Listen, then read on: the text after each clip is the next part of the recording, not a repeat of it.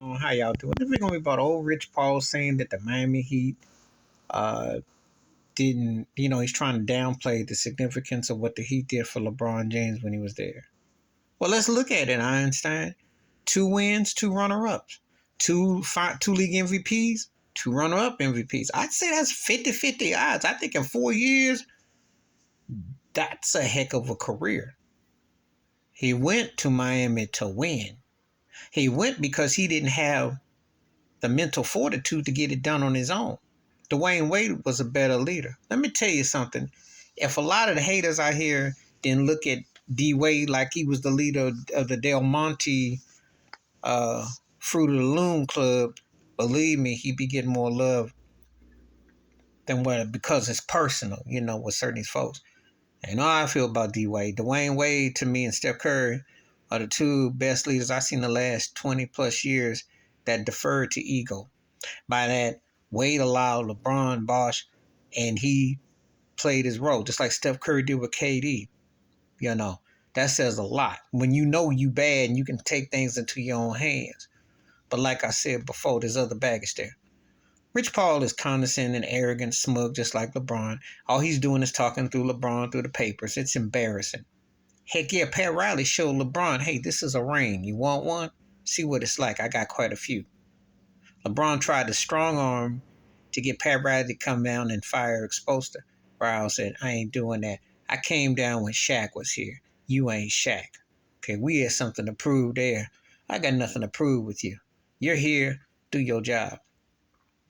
The problem with Rich Paul and LeBron is that they wanted to take over Miami. They wanted to be their own Miami Vice. They wanted Pat Riley to kiss their rings and kiss other parts, and that ain't going to happen. That ain't going to happen. And see, that's the problem. And yeah, Rich Paul boasts and bragged that they went back to Cleveland and then he won in LA. Well, let's look at those titles, shall we? Came back from 3-1 to Golden State, but that Draymond Green suspension looms. There was a lot of things that had to go well. And then, of course, the bubble ring. It's not exactly the two most memorable rings that you had because there's some asterisk kind of situation. At least in Miami, and I'm not just saying as a Heat fan, they were consistent. He played his best ball in Miami. He played his more mature ball in Miami.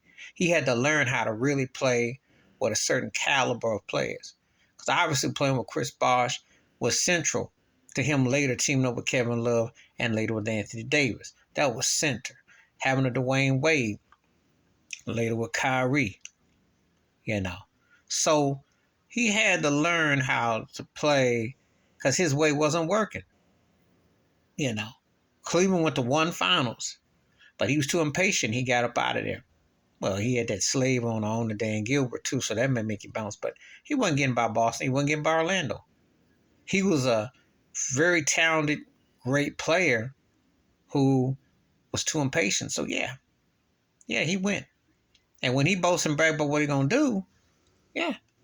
So, yeah. But how he came back after that choke job against Dallas and Dirk Nowitzki, see, that's what Rich Paul don't want to talk about. That's what LeBron don't want to talk about. And he is not the second best player in the world ever. He ain't first, he ain't second, he ain't third, he ain't fourth. He ain't in my top 5. He's more in my bottom 8 to 10. And I think he's more closer to 10, if I'm honest. Because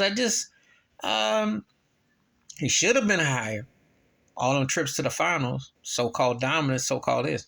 But the Rich Paul gets on my nerves. I've never heard an agent that was this annoying, especially trying to hype his player who supposedly got everything he wants. But it's just this Richie Rich syndrome, which just is nauseating. Yes, Miami made LeBron James. Yes, he won his rings there. Yes, Dwayne Wade deferred. And yes, it wasn't he noticeably absent from Dwayne Wade's Hall of Fame speech. And the guy that's feelings hurt because Pat Riley said D Wade was the greatest Heat player. So I think the double wham is still his ego can't take it.